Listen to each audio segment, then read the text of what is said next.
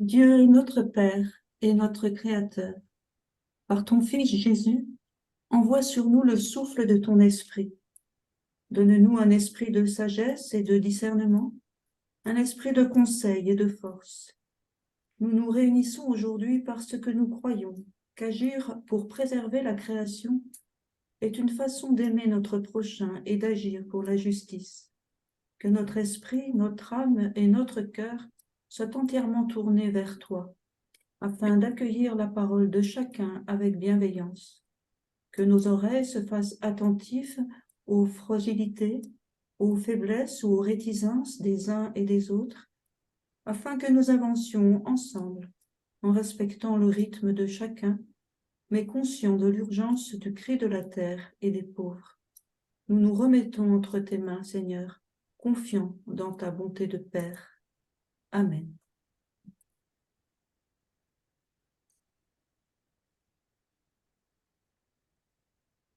Merci, Sœur Nathanaëlle. Jacqueline du bureau d'Église Verte va maintenant nous accueillir. Et bonjour à tous et bienvenue, donc, comme la sœur Nathanaëlle l'a dit tout à l'heure, bienvenue dans cette formation à la gestion des terres agricoles. Alors, vous ne me connaissez sans doute pas parce que je suis toute nouvelle à Église Verte. Je suis la nouvelle présidente d'un bureau entièrement renouvelé récemment et je suis la nouvelle présidente par délégation et je représente la Conférence des évêques de France. Je vous donne rapidement mon parcours, pourquoi je suis arrivée là. Je suis géographe de formation et d'ailleurs spécialiste de géographie rurale, donc je suis très intéressée par cette formation. Et j'ai travaillé 12 ans au Secours catholique comme responsable des programmes que le Secours catholique soutenait en Asie et en Europe orientale. Nous avons aujourd'hui cette formation sur la gestion des terres agricoles qui est directement liée à la fiche pratique numéro 15 sur une gestion responsable des terres d'église qui a posé un peu le cadre du travail qu'on va faire aujourd'hui. Et cette formation permet d'aller plus loin que cette fiche et d'approfondir ce qui est déjà évoqué dans cette fiche.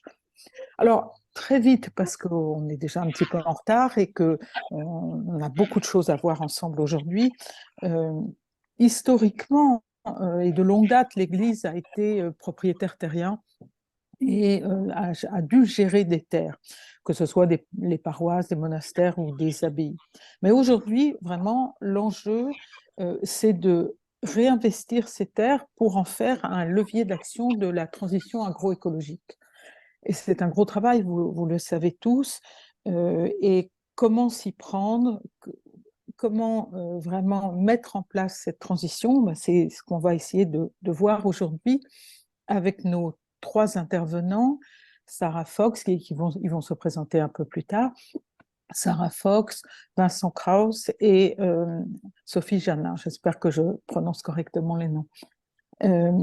Alors, cette formation, elle va se dérouler de la façon suivante. Elle va commencer par un sondage rapide sur l'agriculture pour voir si on est bien au courant aujourd'hui de l'évolution de l'agriculture et si on peut être parfois surpris des réponses qu'on verra.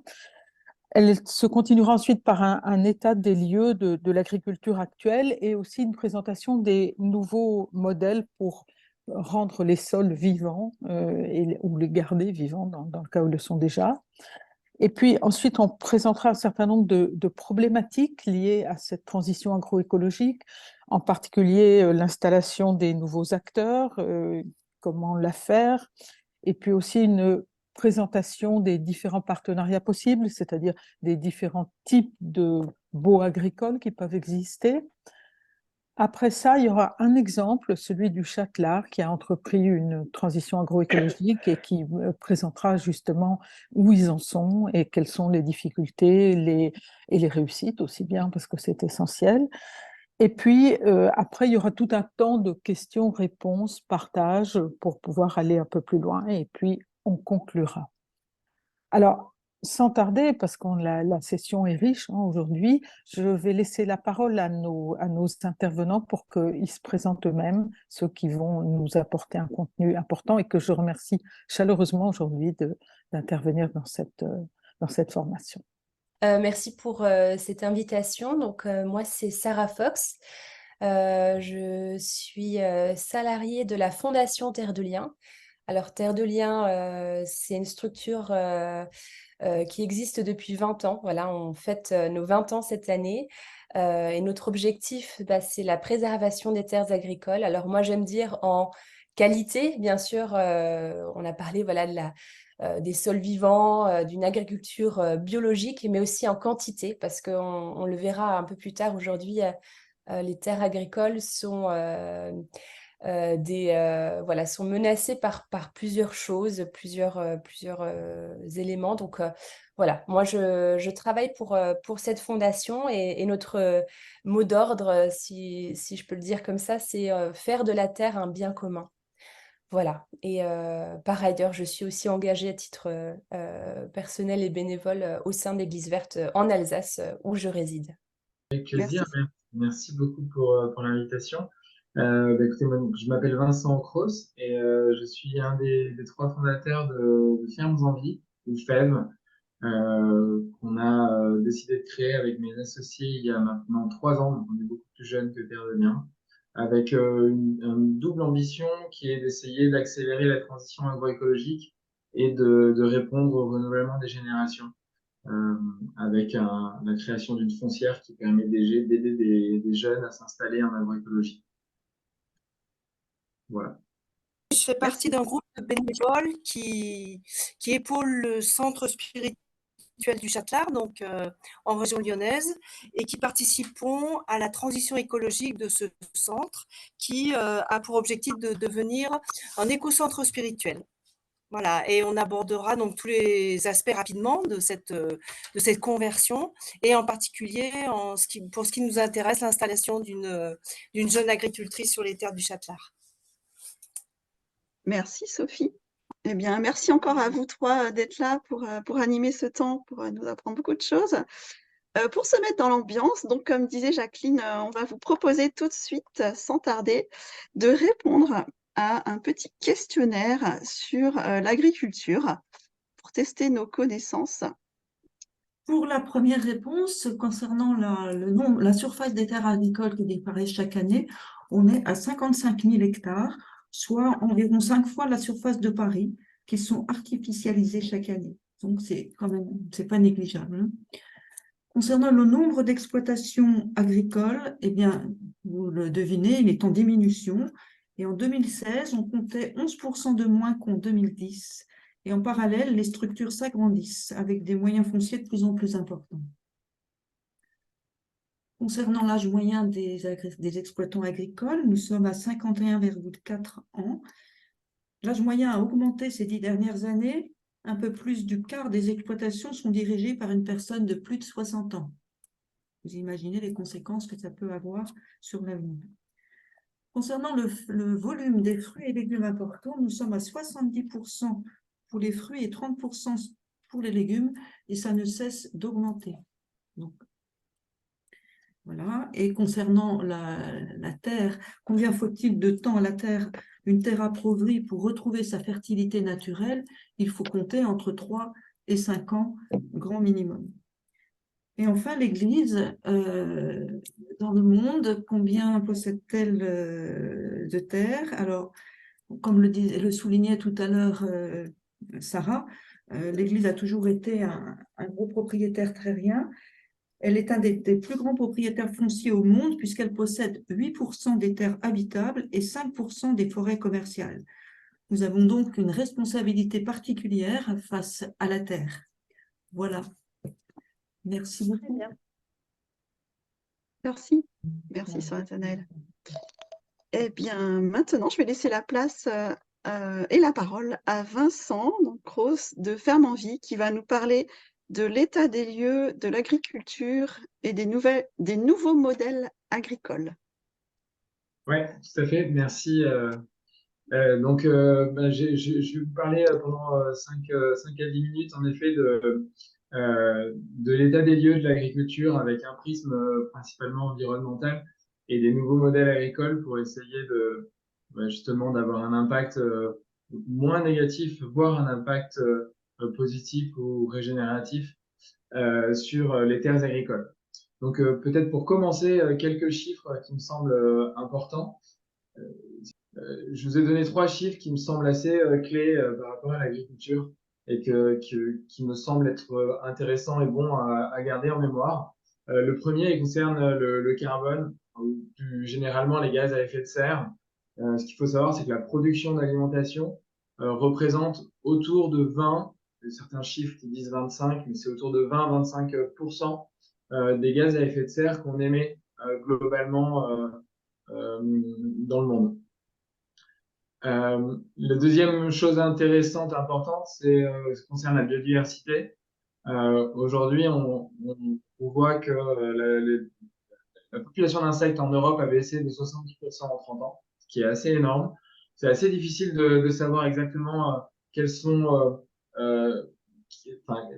causes impactent cette perte de biodiversité, parce qu'il y a beaucoup de causes et d'éléments qui ont un impact sur cette biodiversité, mais les terres agricoles représentant 50% des terres en France, beaucoup d'analyses montrent que l'agriculture d'aujourd'hui a un impact assez significatif sur cette perte de biodiversité.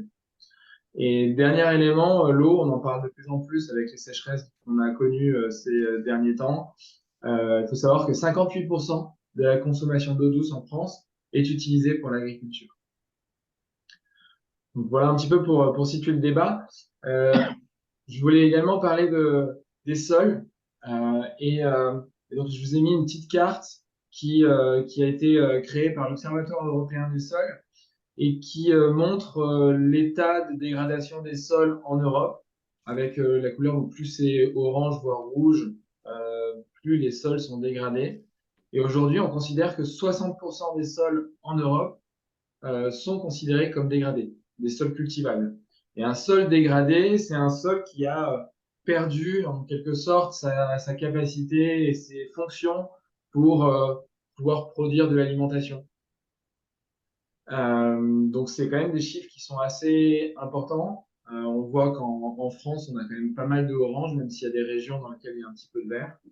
Voilà, ça fait partie des principaux problèmes liés au modèle agricole d'aujourd'hui, basé sur de la monoculture, enfin beaucoup de monoculture, une hyperspécialisation des régions qui pose beaucoup de problèmes, et l'utilisation d'énormément d'intrants chimiques qui peuvent avoir des conséquences sur les sols et les terres cultivables. Par rapport à tout ça, on parle de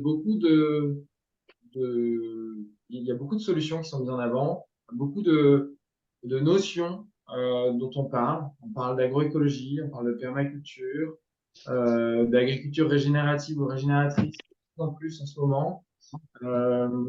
Et en fait, il y a beaucoup de notions dont on ne sait pas très bien comment elles sont définies. En fait, parmi toutes ces notions, il y a un seul vrai label qui existe, qui est le label de l'agriculture biologique, qui, pour simplifier, c'est le fait de n'utiliser aucun intrant de synthèse pour produire de l'alimentation. Je simplifie au maximum, hein. Et c'est le label, on va dire, le plus sérieux qui existe dans l'agriculture durable depuis très longtemps en France. Malgré tout, on lui fait certaines reproches, et en particulier le fait que l'agriculture bio ne cherche pas forcément à diminuer l'impact carbone de l'agriculture, ou s'intéresse peut-être pas assez à ce qui est préservation du sol.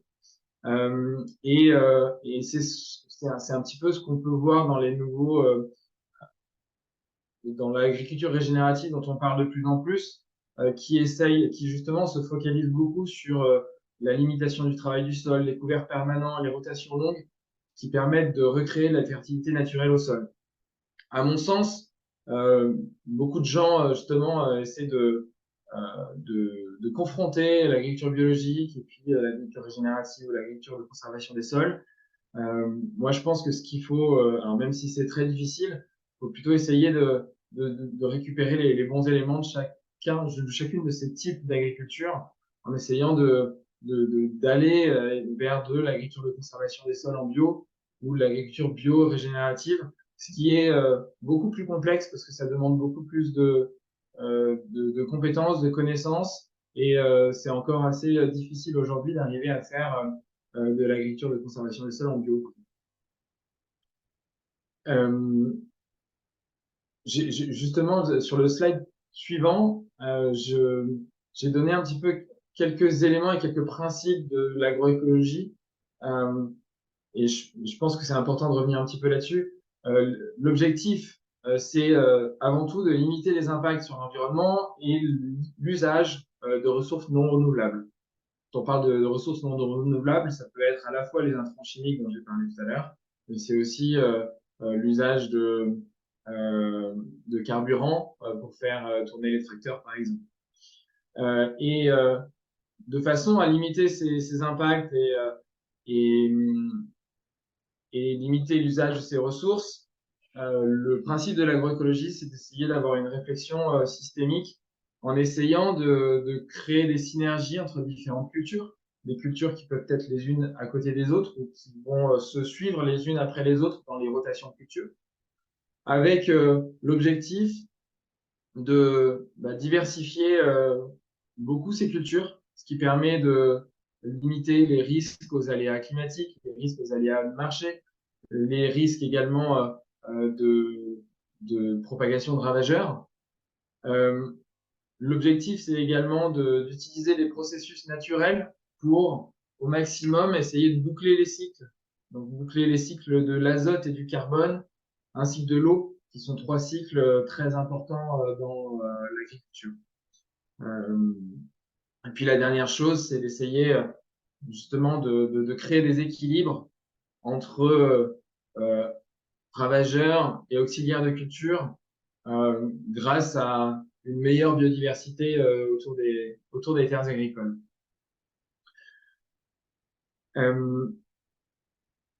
Concrètement, ça donne quoi? J'ai jeté quelques notions là aussi un petit peu en vrac qui sont des notions concrètes à mettre en place sur des terres agricoles pour justement essayer de mieux produire. Donc, j'ai déjà beaucoup parlé de diversification jusqu'à présent. Ce qui est lié à la diversification, c'est la rotation des cultures. Plus vous faites des rotations longues, moins vous avez de pression de ravageurs et moins vous avez besoin de protéger vos cultures de ces ravageurs qui peuvent revenir plus facilement. Alors, je parle de ravageurs, mais on peut aussi parler d'adventices, qui sont considérés comme des mauvaises herbes et qui reviennent plus souvent lorsque vous enchaînez les mêmes cultures au même endroit. On parle beaucoup de couverts permanents pour essayer de limiter les couverts, ça veut dire entre deux cultures, remettre une culture intermédiaire pour ne pas laisser les sols à nu et limiter l'érosion de l'eau ou l'érosion du vent.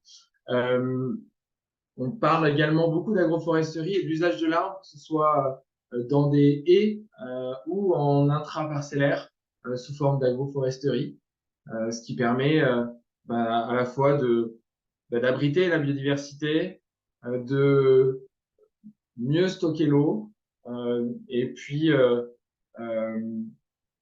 ouais, c'est les principaux éléments, mais il y en a encore d'autres. Et donc voilà, donc c'est quelques éléments concrets qu'on peut mettre en place sur des terres agricoles qui peuvent se complémenter les uns les autres. Et on voit de plus en plus de modèles agricoles et d'agriculteurs qui essayent de mettre en place ces différentes notions et ces différentes façons de faire. L'impact de ces différentes façons de produire est bénéfique à la fois sur le carbone, parce que j'ai parlé au démarrage de mon exposé de carbone, de biodiversité et d'eau. Ce qu'il faut savoir, c'est qu'on peut stocker entre 1 et 3 tonnes par an et par hectare de d'équivalent carbone dans les sols, justement en suivant certaines pratiques dont j'ai parlé juste avant, couverture du sol, agroforesterie, travail du sol réduit. Ensuite, sur la biodiversité, deuxième point dont j'ai parlé tout à l'heure, ouais, j'ai pas de chiffres concrets, c'est assez difficile de trouver des chiffres vraiment parlants. Donc, plutôt que de parler de chiffres, j'ai sorti deux images qui ont été, c'est des tests qui ont été réalisés il y a très peu de temps, en 2023, sur des parcelles dans la Marne, avec une parcelle en agriculture conventionnelle qui était juste à côté d'une parcelle en agriculture biologique. Et c'est des pièges, donc c'est des pièges avec du vinaigre à l'intérieur, qui ont été positionnés à différents endroits de la parcelle. Et ce qu'on peut voir, c'est assez frappant sur ces deux photos, c'est que dans la parcelle en agriculture biologique, on voit beaucoup plus de biodiversité en quantité et en qualité également, parce qu'il y a beaucoup plus de diversité d'insectes qu'on a retrouvé dans les petits pots de la photo du bas. Dernière chose sur l'eau. Donc là, je vous montre, la photo, c'est des terres agricoles qui sont nues, où on voit qu'il a plu et l'eau est en train d'emmener avec elle une bonne partie des terres. Et donc ça, c'est des terres qui sont pas couvertes et sur lesquelles on va avoir beaucoup d'érosion et on va perdre beaucoup de terre. Ce qu'il faut savoir, c'est que selon les pratiques qu'on peut mettre en place, on peut permettre à l'eau de s'infiltrer entre 2 fois et 8 fois plus que sur des terres agricoles qui vont être cultivées de manière beaucoup plus conventionnelle.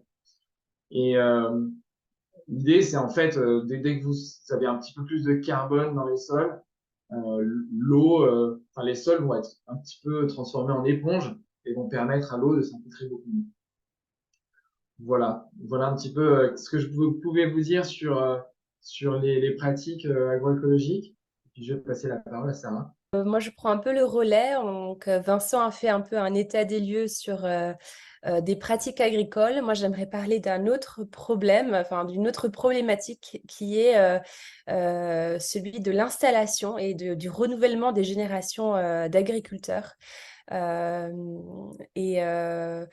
de voir aussi quels sont les leviers pour faire face à ces questions, à ces bouleversements. Chiffres que vous avez déjà vus peut-être dans le petit QCM, mais je me suis dit que c'était bien de les reprendre parce que c'est vraiment là des choses qui sont révélatrices d'une situation. On est vraiment dans un point de bascule. Alors, le premier chiffre peut-être à retenir, c'est celui de la taille des exploitations, qui est aujourd'hui en moyenne autour de 69 hectares. Alors, 69 hectares, c'est pas peut-être très parlant, mais ça l'est si on le compare à la surface moyenne de la fin des années 80. On était à 24 hectares. Donc, on voit là qu'en l'espace d'une petite quarantaine d'années, il y a eu vraiment une augmentation assez notable de la surface des terres, voilà, des fermes. Par ailleurs, le prix du foncier, en fait, de la terre agricole. Donc, il faut savoir qu'en France, on est quand même sur une situation qui est plutôt protégée par rapport au reste de l'Europe. Mais malgré tout, le prix des terres a vraiment beaucoup augmenté. On a doublé en l'espace de 20 ans le prix moyen de l'hectare agricole. Donc voilà, on voit une augmentation de la taille des exploitations agricoles et puis une augmentation aussi du prix du foncier. À côté de ça, il y a un autre élément qui est important. Le nombre d'actifs agricoles est en diminution nette. Alors, on pourrait même parler d'une extinction de masse, puisqu'on a perdu plus de 300 000 emplois agricoles en 30 ans. Et c'est absolument gigantesque, surtout quand on sait que dans les 10 prochaines années, la moitié des paysans en place aujourd'hui, des agriculteurs en place, vont partir à la retraite. Et on ne sait pas quelle sera la suite. Est-ce qu'il y aura des repreneurs? Quel genre de repreneurs? Sur quel modèle agricole? Alors, on estime qu'il y a à peu près 5 millions d'hectares du coup, qui vont changer de main d'ici 2030. Donc voilà, ces 5 millions d'hectares, ils ont un poids et ils peuvent être orientés d'une manière ou d'une autre. Donc là, il y a aussi un énorme enjeu. Alors, on peut dire qu'il y a quand même 14 000 installations agricoles qui ont lieu par an, mais c'est très faible par rapport au nombre de départs à la retraite. On est sur 2 tiers de personnes qui s'installent par rapport aux besoins des personnes qui partent à la retraite. Donc voilà, on est sur un déséquilibre qui est assez important. Et enfin, le dernier point, c'était juste voilà, l'artificialisation des terres. On l'a vu dans le QCM précédemment. On est sur un rythme qui est aussi de plus en plus élevé. Aujourd'hui, on estime qu'environ 55 000 hectares, donc 5 fois la surface de Paris, se retrouvent sous le béton tous les ans. Donc, et se trouvent victimes un peu de ce qu'on appelle l'étalage urbain, hein, voilà, les villes qui s'étalent de plus en plus, ou alors les constructions autoroutières. Voilà, donc de la bonne terre agricole qui est condamnée voilà, sous le béton. Et c'est un rythme qui s'accélère de plus en plus. Donc, ces chiffres montrent bien qu'on est sur voilà, un tableau qui n'est pas très réjouissant. Donc, avec ces fermes qui disparaissent, ces terres qui sont de plus en plus concentrées et les terres dont le prix augmente sans cesse et qui sont également sujettes à une spéculation. Donc, forcément, les terres étant une ressource limitée, eh bien, elles attirent la convoitise de beaucoup et deviennent une monnaie d'échange comme une autre, alors même que c'est notre source d'alimentation pour nous tous. Donc voilà, ça c'est aussi un gros enjeu de cette transition agroécologique, c'est comment est-ce qu'on peut lutter contre cette spéculation foncière et préserver aussi les terres de l'artificialisation et maintenir leur vocation agricole. Par ailleurs, cette terre, elle est de plus en plus inaccessible, notamment pour ceux qui ne sont pas issus de familles agricoles. Alors, nous, dans notre jargon, on aime bien parler des NIMA, les non issus du monde agricole. Donc, ce sont des personnes qui aujourd'hui souhaitent s'installer et qui n'ont pas ni le réseau, ni les prêts des banques, voilà, ni le soutien familial qu'il faut pour s'installer en agriculture. Et c'est vraiment un vrai parcours du combattant que je vous montrerai juste après. Il faut aussi souligner qu'aujourd'hui, c'est à peu près 60% des candidats à l'installation qui sont de cette catégorie-là, donc non issus du monde agricole, alors même que ce sont souvent des personnes qui ont un vrai désir de cultiver la terre, de nourrir les hommes et de prendre soin de la ressource terre. Donc là, il y a aussi un vrai défi dans cette installation de cette nouvelle génération de paysans. Et voilà, donc vraiment pour moi, le cœur même de ma préoccupation aussi et celle de Terre de Liens, c'est de comment est-ce qu'on peut faciliter cette installation agricole de personnes qui sont garantes en fait d'une agriculture paysanne de qualité qui soit à la fois respectueuse des sols et de la biodiversité. Et donc ce parcours du combattant, il est bien illustré par cette image. C'est un peu le cercle vicieux du jeune qui cherche à s'installer. Alors voilà, il doit faire face à une situation bien sûr sur lequel il n'a aucun contrôle, hein, qui est donc ce que je vous disais, le fait que les terres sont de plus en plus accaparées, alors aussi parfois par des grands groupes donc, qui cherchent à s'approprier les petites parcelles et elles sont très gourmandes en terre. Les terres sont aussi de plus en plus artificialisées, donc il y a de moins en moins de terres disponibles. Donc, ça fait augmenter la spéculation sur ces terres et en fait, les paysans ont de plus en plus de mal à s'installer. Donc, ce cercle vicieux se nourrit de plus en plus et s'accélère de plus en plus. Et au milieu de ça, se trouvent les personnes qui cherchent des terres et qui n'y arrivent pas. Voilà, et je trouve que cette préoccupation sur les terres agricoles, elle est bien résumée dans cette phrase que je vous ai extraite d'un guide. C'est le guide de la propriété foncière agricole responsable qu'on pourra peut-être vous diffuser après dans la bibliographie proposée. Mais dans ce guide, on dit ceci: les terres agricoles sont au carrefour d'usages et d'intérêts multiples, parfois contradictoires, et ils font donc l'objet de choix de société. Et ces choix sont aujourd'hui urgents et cruciaux. Voilà, on est vraiment dans cette idée qu'on est à un carrefour, et la manière dont on oriente ces terres agricoles selon un type d'agriculture conventionnelle, intensif, ou plutôt paysan et local et nourricier, vont avoir un impact énorme sur la suite. Alors, un des acteurs principaux et un des points pivots de cette transition agroécologique, pour moi, c'est les propriétaires, donc les personnes qui possèdent les terres agricoles et qui ont un véritable rôle clé, en fait, dans cette transition. Alors pourquoi? Parce qu'elles ont plusieurs options devant elles, notamment celui de choisir la personne qui va s'installer sur leur terre, donc le paysan ou la paysanne, ou alors la personne qui va racheter leur terre en cas de vente. Mais donc, eux, ils ont ce choix de profil à installer ou à qui vendre. Ils peuvent également contribuer à définir les conditions d'usage de ces terres, donc par différents outils qu'on va aussi vous présenter, mais on peut vraiment, en tant que propriétaire, imposer, ou en tout cas avoir voilà, une démarche qui soit aussi responsable et qui cadre un petit peu la manière dont les terres vont être utilisées.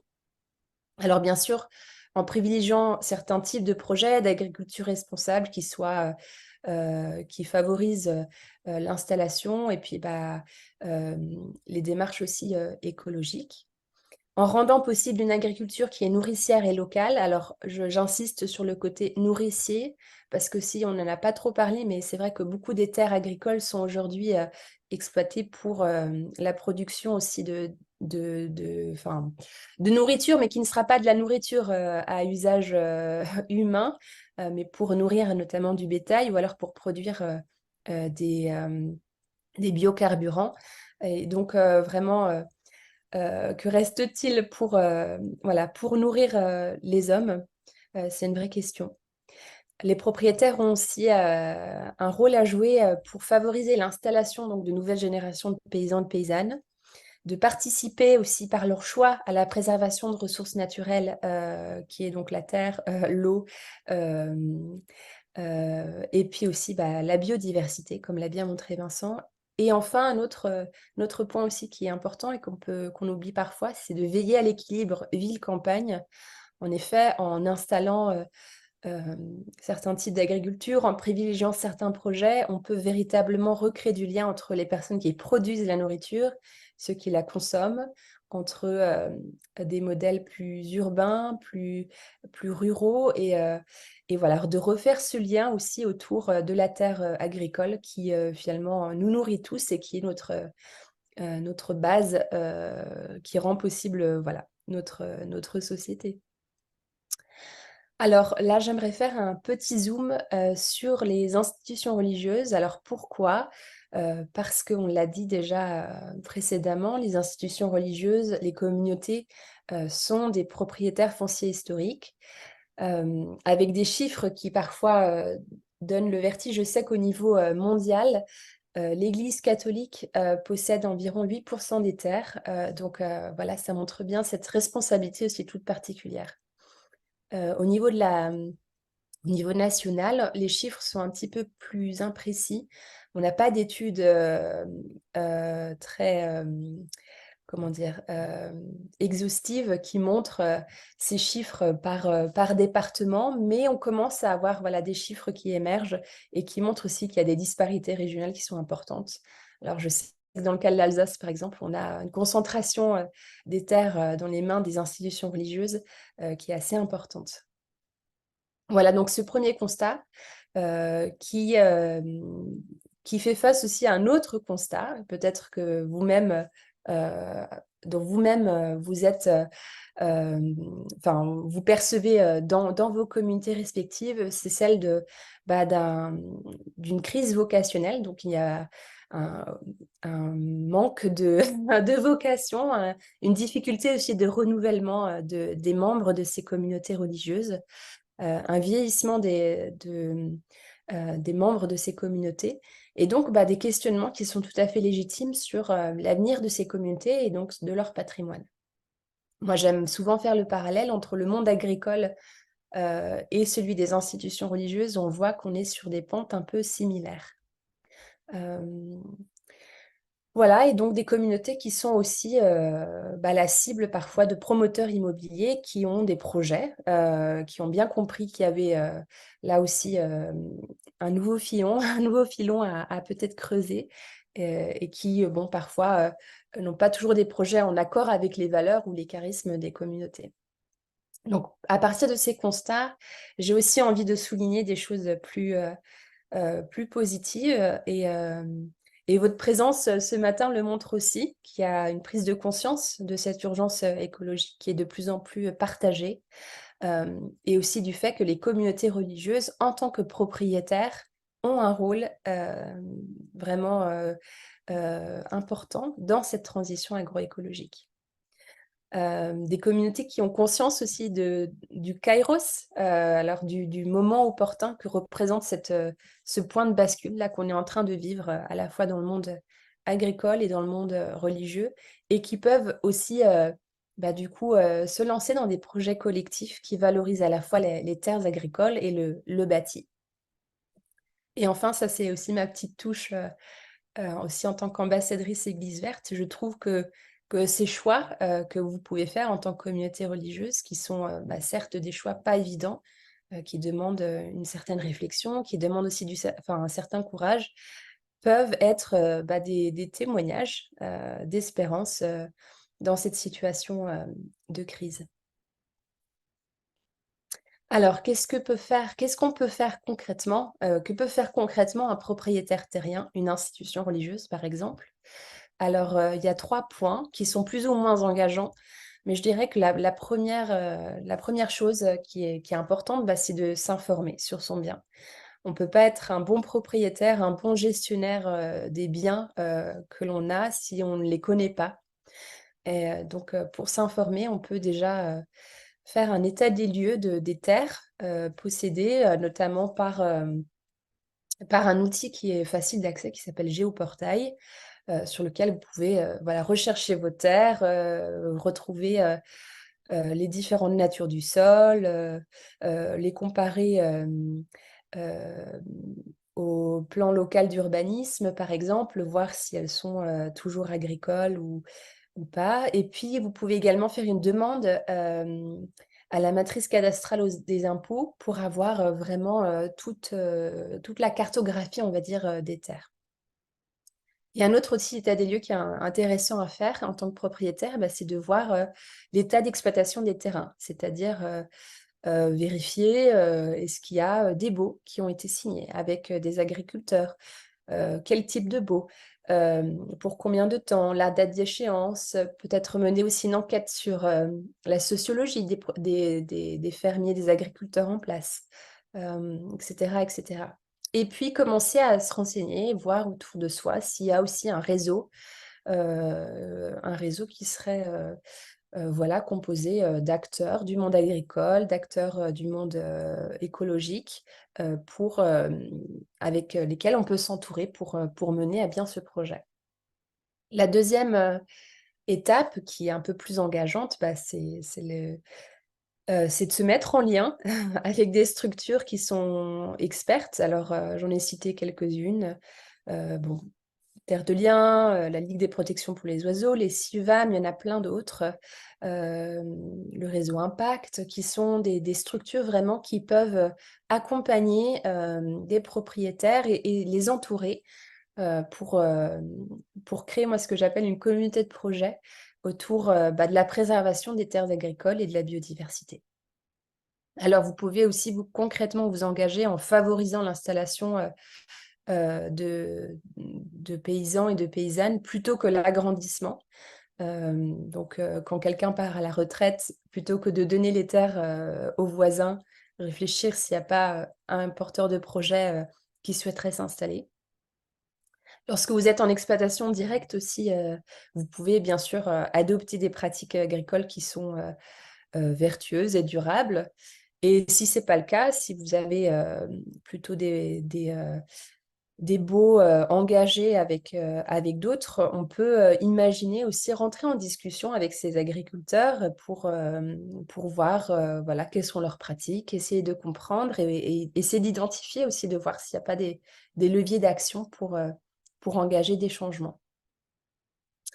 Enfin, le dernier niveau d'engagement, c'est vraiment ce travail sur l'avenir, qui est un vrai travail d'anticipation et qui peut parfois faire un peu peur, mais qui, je pense, mérite vraiment qu'on s'y intéresse dès aujourd'hui. Et ça passe, je pense, vraiment par une réflexion globale sur l'orientation qu'on veut donner à ces terres. Est-ce qu'on veut maintenir une dimension nourricière? Comment est-ce qu'on peut intégrer une dimension sociale, écologique, etc., etc. Et comment est-ce qu'on peut le faire en cohérence avec les valeurs qui sont celles de la communauté? On peut bien sûr anticiper aussi toutes les transitions à venir. Donc, par exemple, s'il y a des départs à la retraite, ça, c'est des transitions qu'il faut dès aujourd'hui commencer à anticiper. Et puis aussi les ventes, c'est-à-dire quel sera le cadre de la vente, à quelle personne est-ce qu'on souhaite vendre, pour quel projet, etc. Et puis, un dernier élément, un dernier levier d'action possible, qui est celle de l'ORE. Je ne vais pas en parler plus que ça, l'obligation réelle environnementale, parce que Vincent en touchera quelques mots juste après.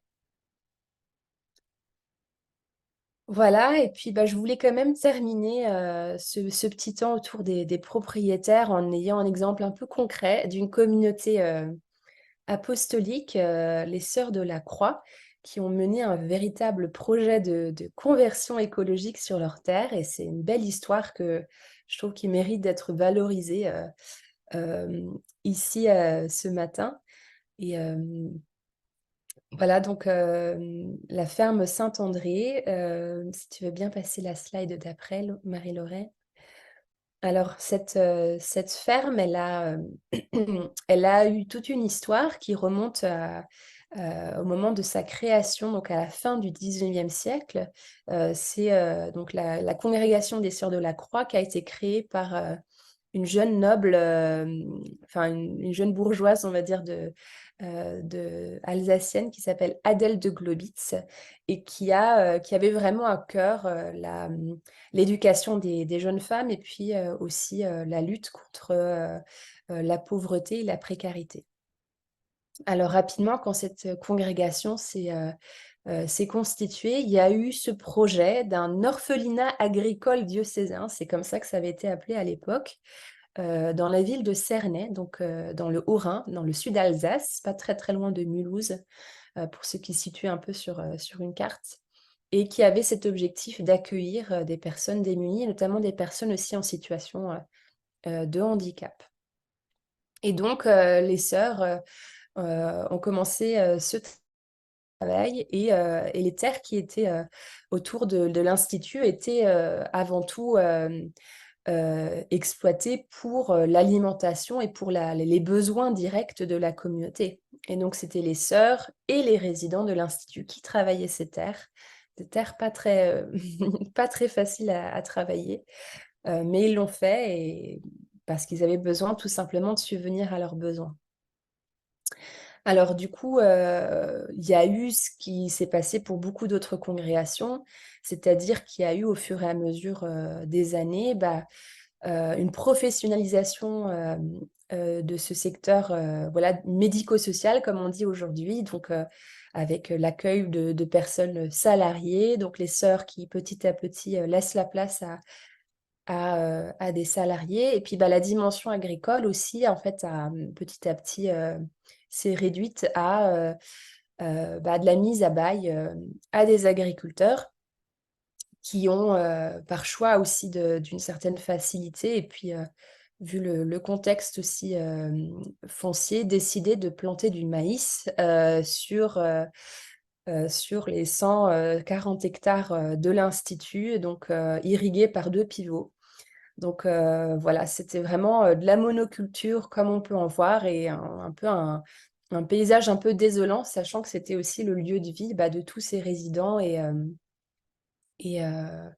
voilà. Donc cette situation en 2018, elle était vraiment peu,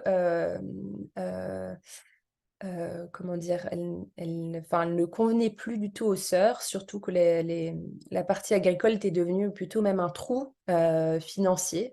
Les aides de la PAC diminuaient, enfin, c'était vraiment devenu plus un problème et un poids qu'autre chose.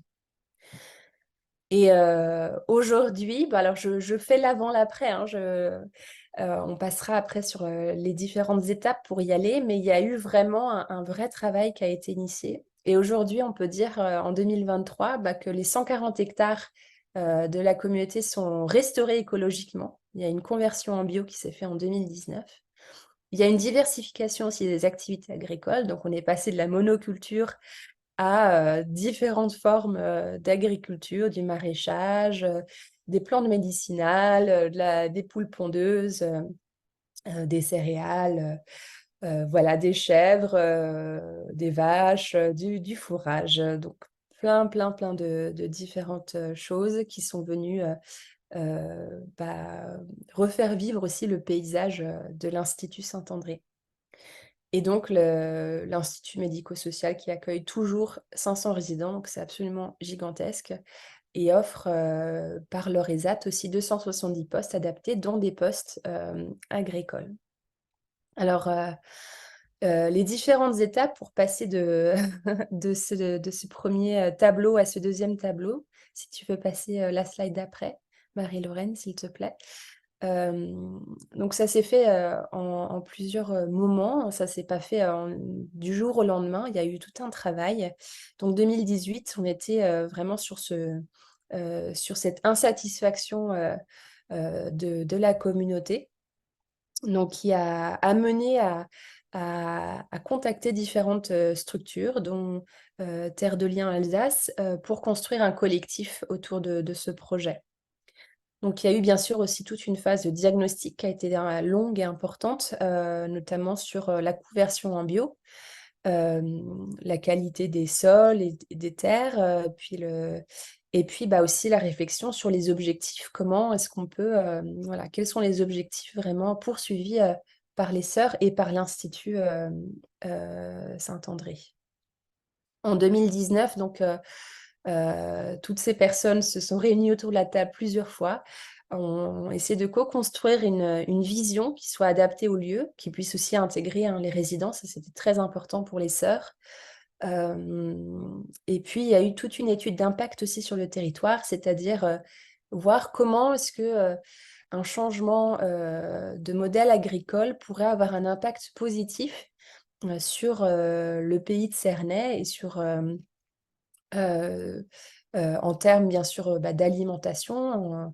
Si la ferme se met à vendre ses produits, combien de foyers pourraient être alimentés par les productions de la ferme? Combien de personnes pourraient être salariées et employées?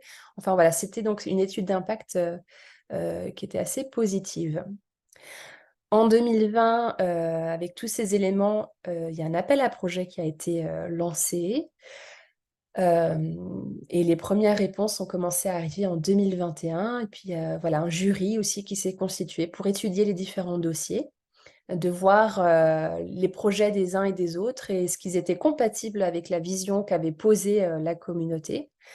Et puis, ça s'est conclu en juin 2022 avec la mise à bail à copreneur. Donc, c'est plusieurs personnes qui signent le bail, qui portent le bail ensemble, avec bien sûr l'intégration de clauses environnementales et qui a en vue à s'installer du coup 8 agriculteurs sur la nouvelle ferme Saint-André. Voilà, et donc juste pour conclure et peut-être pour relire un peu cette belle histoire, quelles sont peut-être les forces du projet, les éléments qui ont permis à ce que cette transition, cette conversion de cette ferme Saint-André puisse aboutir? Il y a eu bien sûr la capacité d'ouverture de la communauté, qui a pu travailler avec d'autres structures. Alors ça, c'était tout un... Voilà, c'était... c'est pas donné à tous, mais voilà, elles ont pu engager vraiment cette capacité à aller chercher ailleurs aussi de l'aide. Ce projet, il a aussi permis de recréer du lien entre les résidents et la ferme, et aussi entre l'Institut plus globalement et puis les environs proches, quoi, le monde extérieur, la société proche de l'Institut. Il y a eu bien sûr aussi le fait qu'il y avait une vision qui était forte, une vision qui était en accord avec les valeurs de la congrégation, donc qui n'a pas fait de compromis, on va dire, sur ce qui était sa raison d'être, et qui a permis aussi de retrouver cette tradition agricole qui faisait partie vraiment de l'ADN de l'Institut.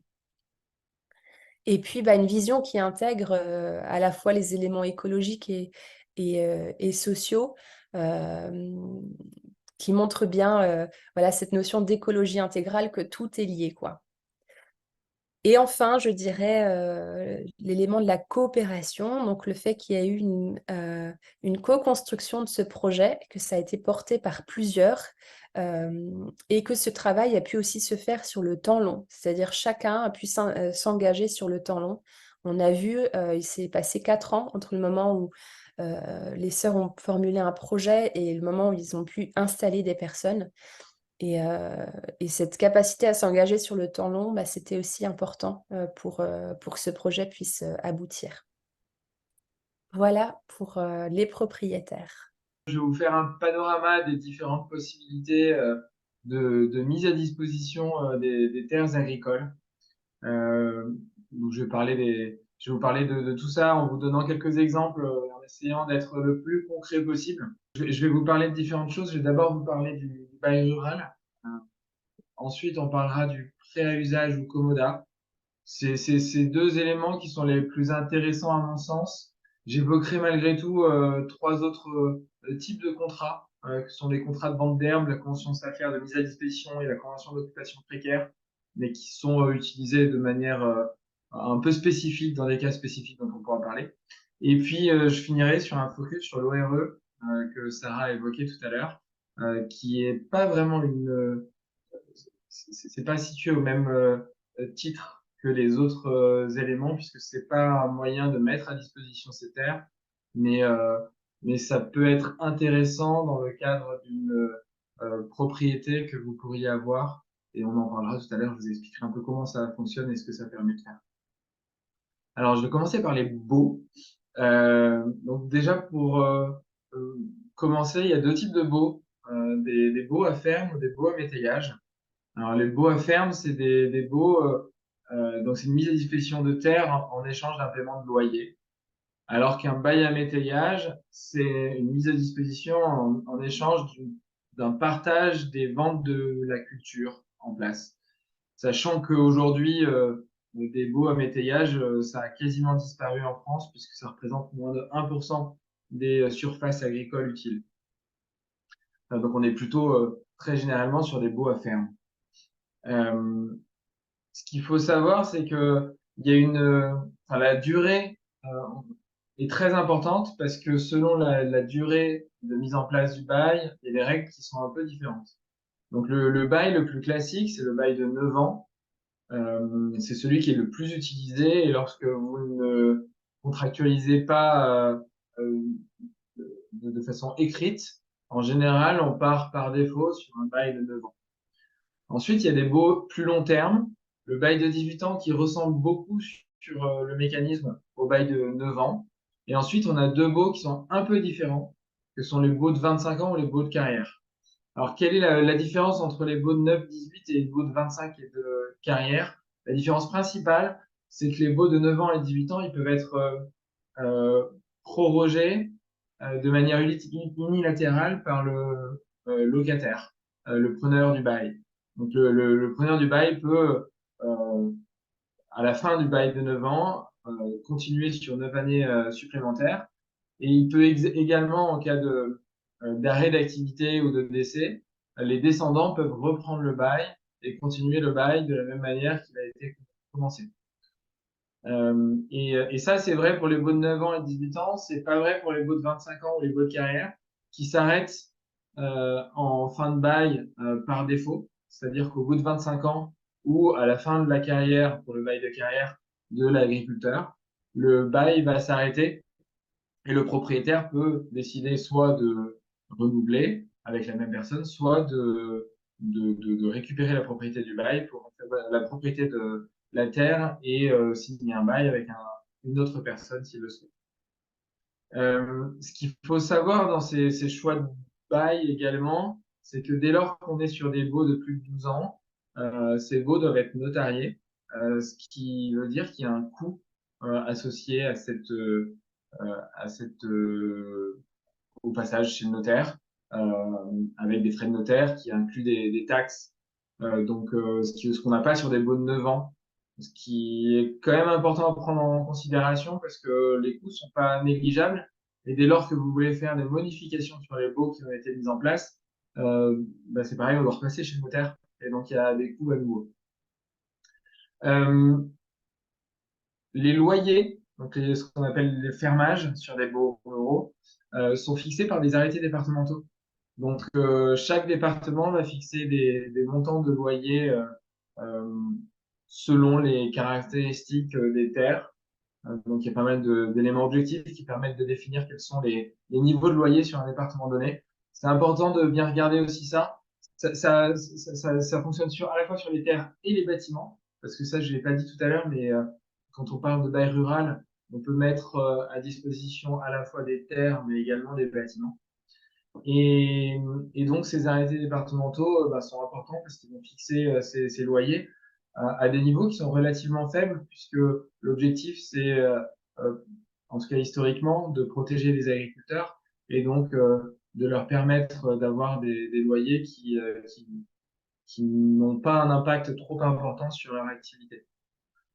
Ce qu'il faut savoir également sur les baux, c'est qu'en général, ils sont incessibles. Et je vais vous parler juste après d'une exception. Alors incessibles sauf pour les descendants, comme j'ai dit tout à l'heure, mais sinon ils ne sont pas accessibles, c'est-à-dire que vous ne pouvez pas décider du jour au lendemain, sans l'accord du propriétaire, de céder votre bail à un tiers. Et vous n'avez pas le droit de faire de sous-location non plus. Donc ça c'est important parce que c'est quand même une contrainte assez forte sur les agriculteurs, le fait de ne pas pouvoir se faire de sous-location sur ces terres. J'ai dit que c'était incessible. Il y a une exception, c'est le bail cessible, qui est un bail qui est de plus en plus utilisé, qui est un peu particulier, puisqu'il donne la possibilité à l'exploitant de pouvoir sceller son bail sans que le propriétaire n'ait rien à dire. Et en échange de cette possibilité qui est donnée à l'exploitant, le propriétaire peut majorer les loyers par rapport justement à ces arrêtés départementaux, une possibilité de majorer les loyers de 50% en échange de ce droit qui donne de la valeur au bail pour l'agriculteur. Donc c'est des baux qui sont utilisés de plus en plus.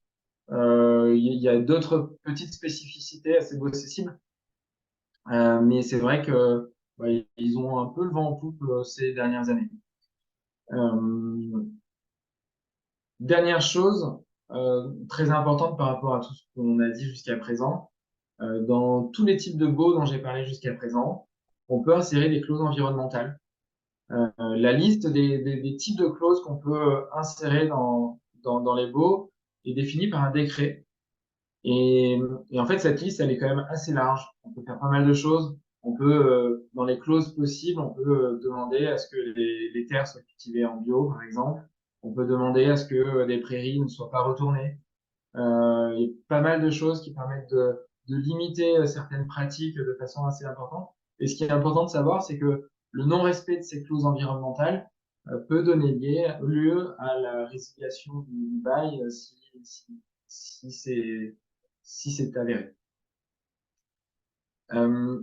Voilà un petit peu pour les baux ruraux. Deuxième façon de mettre à disposition des terres qui me semble assez intéressante et qui est assez souvent utilisée, c'est le prêt à usage ou le COMODA, qui est une mise à disposition gratuite des terres.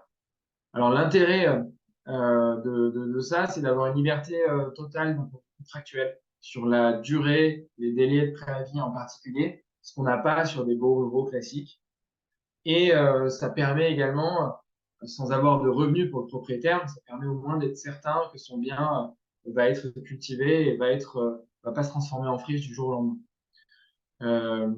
Un des inconvénients, en particulier plutôt pour l'exploitant, c'est, alors bien sûr, il a des terres gratuites, ce qui est plutôt sympa d'un point de vue financier pour lui, mais ça lui donne pas une visibilité importante puisque ces commodas peuvent souvent s'arrêter un petit peu du jour au lendemain et ça peut mettre en risque l'activité de l'exploitant agricole.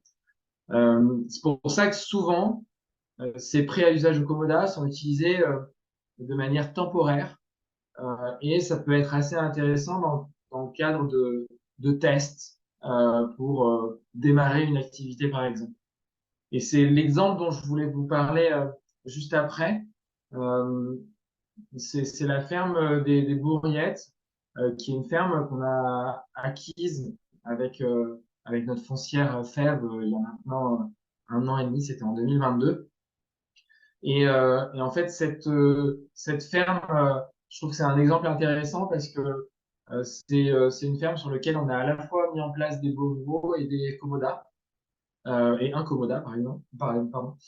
Donc, c'est une ferme qui était historiquement une ferme en bovin lait tout à fait conventionnelle, d'une centaine d'hectares, avec beaucoup de bâtiments, parce qu'il y a 4000 mètres carrés de bâtiments agricoles, ce qui est assez important.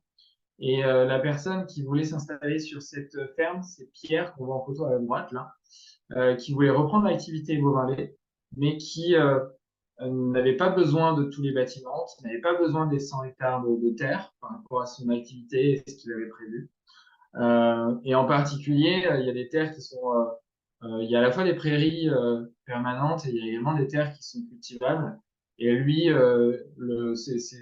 son projet, c'était de nourrir ses vaches quasi exclusivement à l'herbe. Et donc, il nous a demandé d'essayer de l'aider à trouver des personnes pour venir s'installer avec lui. Et on a trouvé 3 personnes qui sont venues s'installer en début d'année. Une première pour développer une activité de production de grandes cultures, donc des céréales et des légumineuses. Et ce qui est intéressant avec cette personne-là, c'est que Pierre et donc, qui s'appelle David peuvent développer leur activité de façon complémentaire parce que David, quand il va cultiver des céréales et des légumineuses, dans ses rotations de culture, de temps en temps, il va installer des prairies temporaires qui vont pas permettre de produire de l'alimentation pour les humains, mais qui sont potentiellement un bon moyen d'alimenter les animaux de Pierre. Et donc, ce qu'ils ont mis en place, je vous ai dit tout à l'heure qu'il n'y avait pas de possibilité de faire de la sous-location. En revanche, lorsqu'on a signé un bail, donc là on a un bail avec Pierre d'un côté et un bail d'un autre côté avec David, ils ont la possibilité de se faire des échanges de parcelles. Et ça fait partie des choses qui sont possibles quand on est locataire de terres agricoles, alors dans un certain cadre, hein, mais ça c'est intéressant par rapport à leur activité parce que ça leur permet de travailler sur des rotations de cultures ensemble et de travailler vraiment en synergie ensemble. Et donc, ce qu'on a mis en place avec eux, c'est 2 beaux ruraux et eux se font des échanges de parcelles tous les ans en se mettant d'accord un petit peu sur ce qu'ils vont faire sur chacune des parcelles qu'ils vont échanger. La deuxième chose qu'on a faite, c'est l'installation de Basile et David qui, eux, se sont installés en maraîchage. Donc, ils font du maraîchage et de la culture de fraises. Donc là, d'ailleurs, la photo est prise au milieu des fraisiers. Et ce qu'on a mis en place avec eux, c'est un commoda pour leur permettre de se lancer, de se tester. Et ça a été mis en place avec une association locale qui permet de mettre, qui essaie de mettre en place des espaces tests de maraîchage à différents endroits. C'est une association qui s'appelle Graines de Paysans. Et donc, le commoda leur permet de tester parce que pour faire du maraîchage et de la culture de fraises, on n'a pas besoin de gros espaces. Donc là, on parle je crois que sur ce projet, on leur a mis à disposition 2 hectares, mais ils n'utilisent pas les 2 hectares dans la totalité. Ils ont besoin de moins, en tout cas au démarrage. Et donc, on a choisi ce Komoda qui laisse une certaine flexibilité et qui leur permet de se tester pendant 2 ans avant que peut-être ce Komoda se transforme en un bail rural un peu plus classique. Voilà un petit peu un exemple en tout cas de ce qu'on peut faire, et je trouve que cet exemple il est intéressant parce qu'il est intéressant à la fois d'un point de vue social et d'un point de vue agronomique et environnemental, en créant des synergies entre ces différents projets, parce que ce que j'ai pas dit, c'est que l'objectif également de entre les maraîchers et Pierre, hein, c'est de pouvoir fertiliser les terres des deux maraîchers grâce aux effluents d'élevage de Pierre. Comme je vous l'ai dit tout à l'heure, je voulais parler de 3 autres moyens de mise à disposition qui sont un peu moins utilisés peut-être, mais qui peuvent être intéressants dans certains cadres. Alors le premier, qui est peut-être des 3, celui qui est le plus utilisé, c'est le vente d'herbe, et qui permet à quelqu'un qui serait propriétaire de prairies de pouvoir faire faucher ces prairies par un tiers en partageant les fruits de la récolte. Ce qu'il faut savoir sur ces contrats, c'est que ça peut rapidement être requalifié en bail rural. Donc, il faut faire attention en particulier à ce que ces contrats ne portent que sur une récolte et qu'ils ne soient pas reconduits tous les ans, parce que sinon, il y a une requalification possible en bail rural. Et ça exclut tout pâturage, c'est vraiment que pour de la fauche de ces prairies. Deuxième convention qui peut être intéressante dans certains cas, c'est une convention SAFER de mise à disposition.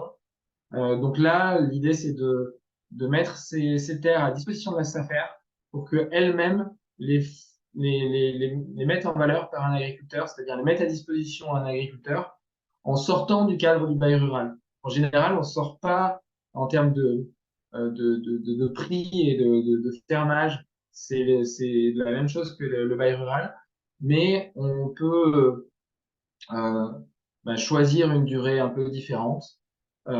Et c'est souvent utilisé en attente d'orientation définitive des terres, par exemple en attente d'une cession de terre, d'une vente de terre, ou c'est principalement ça, ou en attente de l'arrivée d'une personne qui va s'installer dans le cadre d'un bail plus long terme. On peut mettre en place ce type de convention, mais uniquement en passant par la SAFER. Et la dernière convention, c'est une convention qui ressemble à celle-ci, qui est une convention d'occupation précaire, qui est très très libre d'un point de vue contractuel, qui permet de sortir complètement du cadre du bail rural, mais qui est possible uniquement dans certains cas et souvent dans des cas très spécifiques et de manière très temporaire, en particulier dans le cadre d'une succession en cours, d'un bail qui est non renouvelé, mais dans lequel on voudrait renouveler pour une durée très courte avec l'agriculteur. Et là encore, en cas de changement de destination des terres, donc lorsque, par exemple, des terres vont être artificialisées, par exemple, une convention d'occupation précaire est possible avant cette artificialisation. Voilà. Donc ça, c'est vraiment assez peu utilisé et c'est dans des cas très spécifiques. J'ai un peu terminé sur les différents moyens de mettre à disposition des terres agricoles. En tout cas, c'est les principaux. Et puis, je vais finir sur l'ORE, dont on a parlé brièvement tout à l'heure, qui n'est pas vraiment la mise à disposition de terres, mais on pense que ça peut vous intéresser parce que l'idée de ce dispositif, c'est de permettre de mettre en place une protection environnementale sur un bien qui vous appartient. Et cette protection environnementale, elle peut être liée à différentes choses. Elle peut être liée à un bois, une forêt, une zone humide, des prairies. C'est assez large. On peut faire un peu ce qu'on veut sur une ORE. En fait, l'objet de cette ORE, c'est un contrat entre un propriétaire et un co-contractant qui va être en quelque sorte le garant de l'ORE dans le long terme. Le co-contractant, en général, c'est une collectivité publique, un établissement public ou souvent une association qui qui va agir pour la protection de l'environnement. Par exemple, les conservatoires des espaces naturels s'intéressent beaucoup à ces ORE et en mettent en place dans différents départements. Et, et ces ORE sont une sorte de servitude. Elles sont attachées aux biens immobiliers et elles vont perdurer après la vente d'une propriété. Et donc, par exemple, si on veut mettre, je sais pas, si on est propriétaire, si vous êtes propriétaire de terres agricoles, vous avez une zone humide sur 5 ou 10 hectares, que vous voulez la protéger, que vous n'êtes pas sûr de rester propriétaire de l'ensemble des terres agricoles, vous pouvez décider de mettre en place une ORE sur cette zone humide. Vous décidez également vous décidez du co-contractant avec qui signer cette ORE et vous décidez de la durée. La durée, ça peut être jusqu'à 99 ans. Et ça vous permet de vous assurer de la pérennité de cette zone humide sur la durée que vous avez définie au démarrage. Voilà, j'ai terminé. Prendre quelques questions qui ont été posées dans le chat. En maraîchage bio, ne parle-t-on pas aussi parfois de sol vivant intensif? En effet, on parle de maraîchage bio-intensif et de sol vivant intensif. Souvent, c'est pour qualifier le fait qu'on arrive à produire beaucoup de quantité sur des petites surfaces. Mais ça ne veut pas dire intensif comme on peut l'entendre en agriculture conventionnelle très clairement. Puisque là, l'idée en général, c'est de produire, quand on parle de sol vivant, donc c'est des sols qui sont pas retournés en maraîchage souvent bio, donc sans produits chimiques. Et donc voilà, c'est vrai que c'est une des choses dont j'ai pas parlé tout à l'heure, mais le maraîchage sol vivant intensif, c'est quelque chose de très intéressant à la fois pour des questions de carbone, d'eau et de biodiversité. C'est des pratiques qui sont hyper intéressantes. Avez-vous un peu de documentation ou de références d'études qui comparent les résultats économiques entre une exploitation conventionnelle et une exploitation régénérative? Et peut-on dire à propos de la question nourrir la planète? Et que peut-on dire à propos de la question nourrir la planète? Vaste sujet. Vaste sujet. Moi, je vous invite à lire peut-être deux études que je trouve intéressantes là-dessus.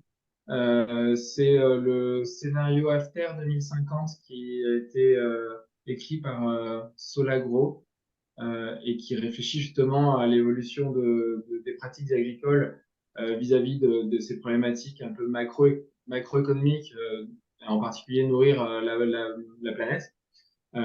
Et en particulier, enfin, je vous invite à le lire, mais une des conclusions, c'est de dire qu'on peut produire de manière beaucoup plus responsable en nourrissant la planète, si tant est qu'on diminue notre consommation animale. Puisqu'aujourd'hui, je n'ai pas les chiffres, mais je sais plus, c'est 60, je crois que c'est 70 ou 80% des terres qui sont cultivées pour l'alimentation animale. Et donc, si on diminue, parce que c'est sûr qu'en produisant de manière responsable, on a des rendements qui sont plus faibles. Mais si on utilise beaucoup plus de terre pour permettre de nourrir les humains et un petit peu moins pour nourrir les animaux, on peut arriver, selon ces scénarios, à nourrir très correctement tous les humains sur la planète. Et d'autres études que je trouve assez intéressantes, je vous invite à aller lire les études qui sont faites par l'association qui s'appelle les Greniers d'Abondance, où il y a pas mal aussi de scénarios prospectifs que je trouve assez intéressants. Et peut-être pour revenir à la question initiale qui était des études qui montrent les résultats économiques entre l'exploitation conventionnelle et l'exploitation régénérative.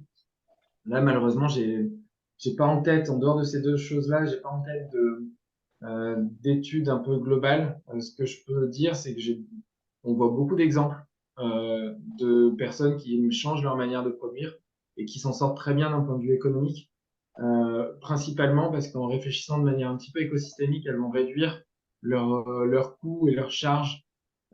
Et donc, même si elles vont produire un petit peu moins, au niveau de leur marge, elles s'en sortent aussi bien, voire mieux. Et en particulier, quand ces personnes font aussi attention à la manière de commercialiser, puisque une grosse partie de la marge se retrouve dans la commercialisation et dans le fait de limiter les intermédiaires entre la production et la consommation. Et je me permets aussi de rajouter quelque chose aux études que tu as mentionnées, Vincent. Il y a un outil qui est assez interactif qui s'appelle Parcel, sur lequel vous pouvez faire des projections sur votre territoire. Alors, vous avez des petits curseurs que vous modifiez en fonction de si l'agriculture, on le met à 100% bio, si on augmente ou réduit notre alimentation animale. Et en fait, vous avez après des projections sur le nombre de personnes qui pourraient être nourries, le nombre d'emplois qui pourraient être créés. Et c'est vraiment un outil qui est intéressant justement dans cette optique de projection, quoi.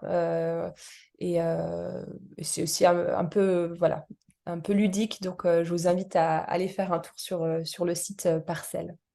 Est-ce qu'on peut simplement rajouter un mot sur cette question nourrir la planète? Écoutez, ça c'est un grand slogan qui est très porté actuellement par ce qu'on appelle le syndicat majoritaire, c'est-à-dire la FNSEA.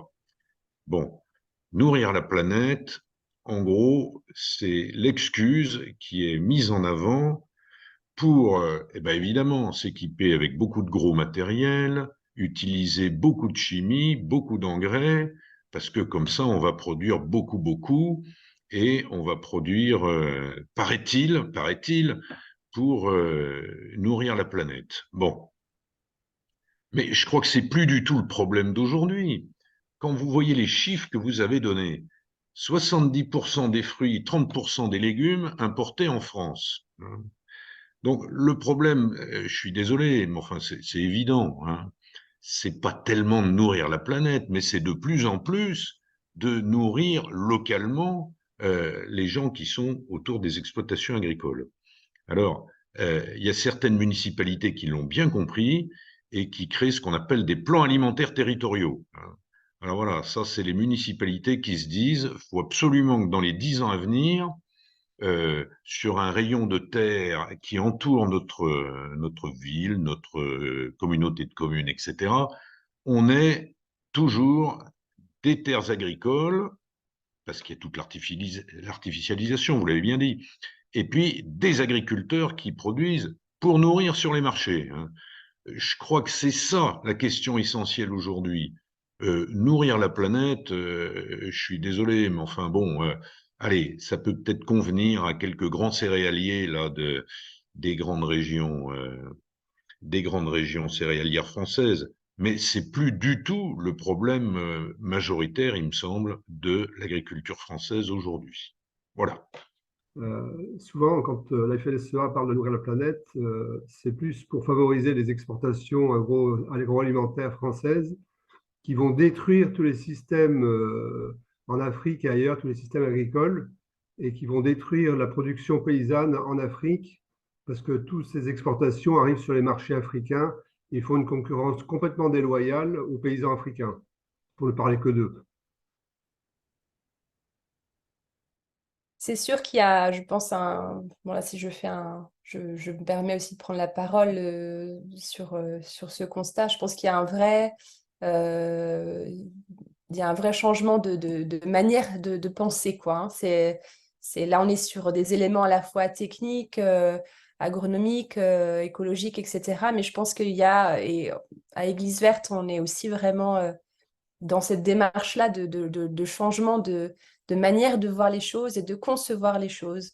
Et il y a des outils pratiques pour mettre en œuvre ces changements, mais souvent, ça doit quand même remonter un peu plus loin.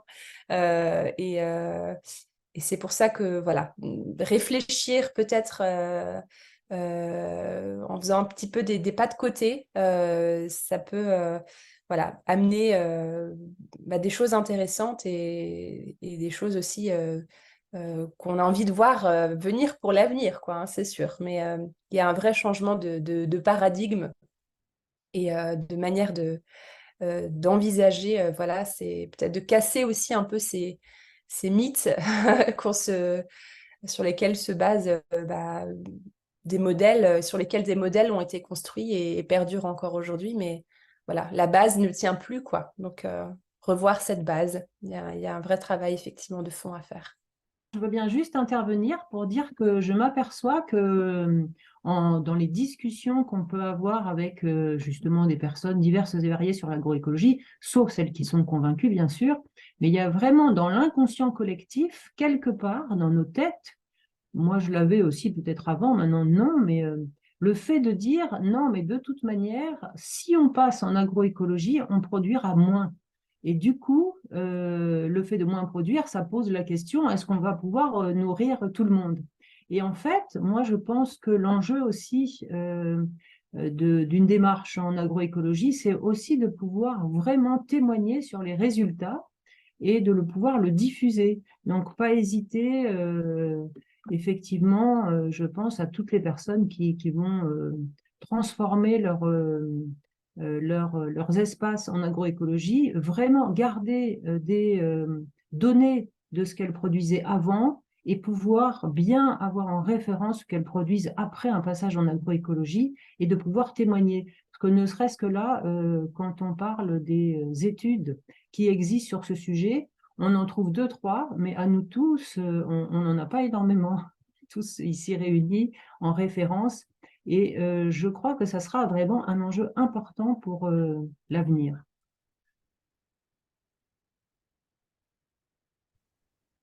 Merci. C'est vrai que les expériences de chacun elles sont toujours une aide pour les autres. Si Sophie n'est toujours pas là, et Marie-Lorraine, est-ce que tu as moyen de résumer un petit peu l'expérience du Châtelard? Elle t'a donné suffisamment d'éléments pour le faire? Non, alors juste pour vous dire, nous, en tant qu'Église verte, nous nous étions réunis au Châtelard cet été et on avait pu voir de nos propres yeux sur les 50 hectares qu'ils ont, dont 5 hectares de terrain agricole, d'anciennes exploitations qui étaient vraiment délétères pour le sol sur une production d'arbres de Noël. Donc là, après l'investissement du Châtelard pour retrouver quel avait été le bail, il n'y avait pas de bail, négocier l'arrêt de ce type d'exploitation pour installer, donc, dans leur perspective de faire un éco-centre, des modèles agricoles plus vertueux. Et là, il y a une jeune agricultrice qui s'est installée, qui venait de commencer quand nous, on est allés auprès d'eux. Donc, Sophie nous aurait expliqué un peu quels ont été les écueils, les liens, la manière dont ça s'est fait. Mais c'était vraiment un exemple pour nous dire que il y a vraiment possibilité finalement de constater qu'est-ce que l'on a chez nous et de rediriger les choses. Ça prend du temps, de l'énergie, mais c'est des belles transitions. Voilà, c'est un peu tout ce que je peux vous dire. On avait souhaité qu'elle nous donne vraiment des détails ensuite sur comment contourner la question de l'irrigation quand c'est nécessaire, les questions, enfin voilà, toutes ces questions-là, je ne peux pas vous les donner malheureusement, mais c'était un bel exemple qui donnait envie en tout cas de s'engager dans cette transition-là. Merci. Est-ce que je me trompe ou cette jeune agricultrice était passée par Terre de Liens? Oui, c'est ça. Je ne sais pas si c'était à Oui, travers ça. effectivement, il y avait eu un lien parce que il y a un site qui s'appelle Objectif Terre. C'est une espèce de petit bon coin des annonces agricoles. On peut mettre en lien des propriétaires donc, qui mettent à disposition des terres et des porteurs de projets qui en cherchent. Et donc, je sais que le Châtelard avait publié une annonce et c'est comme ça que Lucille avait été contactée, enfin que le lien s'était fait. Et par ailleurs, il y avait aussi un autre soutien de la Fondation Terre de Liens qui lance tous les ans un appel à projets externes. Voilà, donc qui soutient financièrement en fait, des projets qui préservent les terres agricoles et permettent l'installation de porteurs de projets. Et donc le Châtelard avait été lauréat cette année, enfin un des lauréats de cet appel à projet et donc reçu un soutien financier pour ce projet de transition agroécologique. Il y a une question, oui, on entend parler d'agriculteurs convertis au bio qui, après plusieurs années, reviennent à l'agriculture conventionnelle ou raisonnée. Que pouvez-vous en dire et pourquoi ce recul? Est-ce que c'est une chose que vous avez constatée aussi de votre côté? Alors, oui, en fait, il y a plusieurs raisons.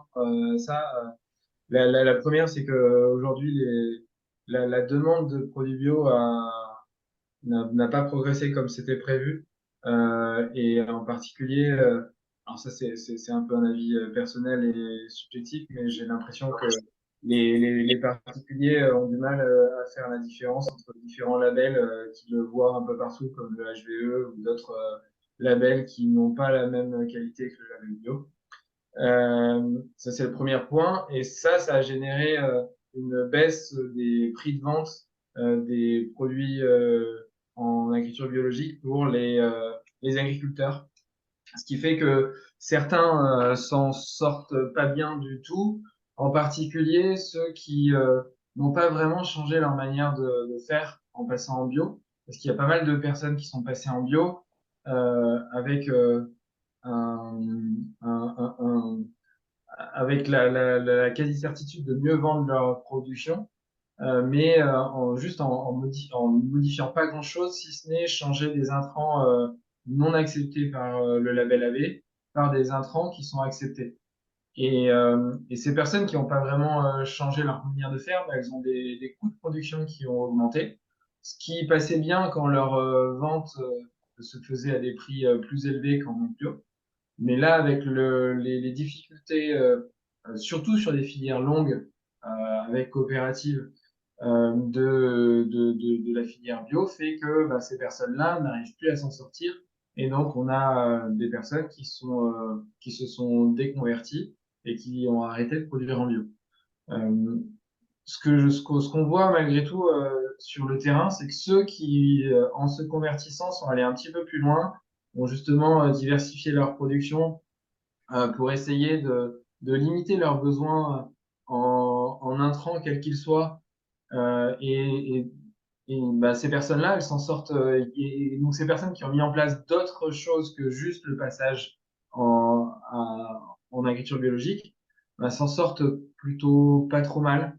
Et on voit des exemples sur le terrain de personnes qui fonctionnent très bien. Mais parce elles réfléchissent justement de manière un petit peu plus écosystémique que certaines autres personnes. Alors, je dis pas que c'est simple, mais en tout cas, on voit des gens qui arrivent à très bien s'en sortir d'un point de vue financier en agriculture bio, même si c'est vrai qu'en ce moment, la conjoncture est pas très positive pour le bio. On va prendre une dernière question, parce que l'heure tourne. Le film Demain montre que la sécurité alimentaire est d'abord à chercher dans la production localisée. Qu'en pensez-vous? Bah oui, enfin je veux dire, toutes les réponses abondent dans ce sens. Oui, c'est effectivement une agriculture locale qui est à favoriser. Pourquoi? Parce que bah, c'est permettre un dynamisme, on va dire, local, c'est diminuer la longueur des circuits alimentaires, c'est permettre aussi des projets qui soient proches. Enfin, je veux dire, tout abonde dans le sens d'une agriculture qui est plus locale, plus nourricière, plus voilà, dans cette recherche justement d'un modèle qui soit vertueux.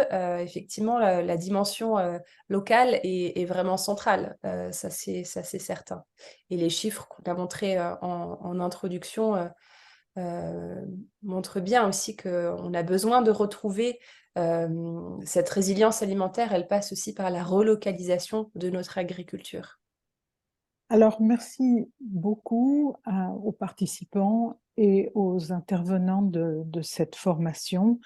J'ai trouvé qu'il y avait beaucoup d'informations, beaucoup aussi de réflexions. Et c'est ça que j'ai trouvé encore plus intéressant, de réflexion de fond. Une présentation d'expériences qui peuvent être inspirantes, et puis une discussion animée et intéressante, avec le regret de ne pas avoir pu bénéficier de l'expérience du Châtelard, mais ça pourra peut-être se retrouver une autre fois.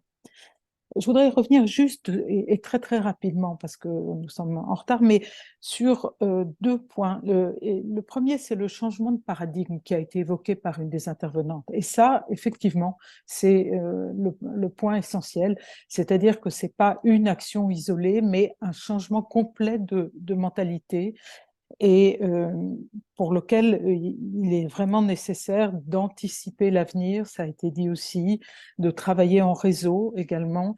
Ça, ce sont des points essentiels. Et le deuxième point sur lequel je voudrais insister, c'est revenir plutôt, c'est la responsabilité des propriétaires de terres agricoles dans ce domaine-là. Et là, je trouve que le rôle de l'Église est extrêmement intéressant de ce point de vue, en tant que grand propriétaire au pluriel, grand propriétaire agricole au pluriel.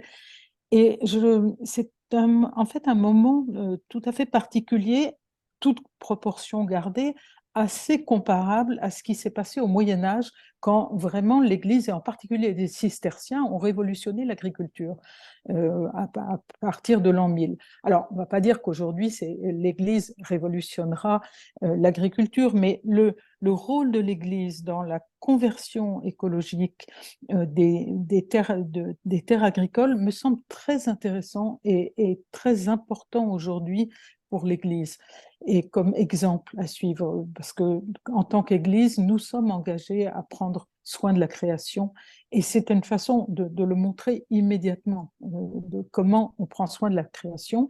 Déjà, certaines expériences de monastères sont suivies de très près et sont répliquées et je pense que c'est vraiment un moment pour l'Église de montrer toute sa richesse et sa cohérence dans ce domaine-là.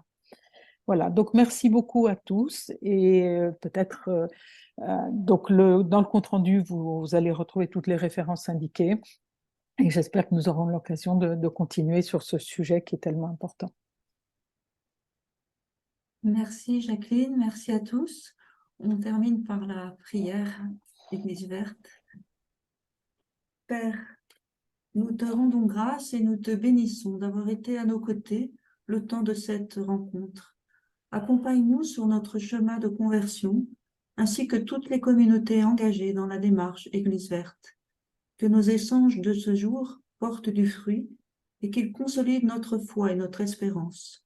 Suscite de par le monde, chez les communautés chrétiennes et au cœur de toute personne de bonne volonté, le désir d'entrer en chemin de conversion écologique.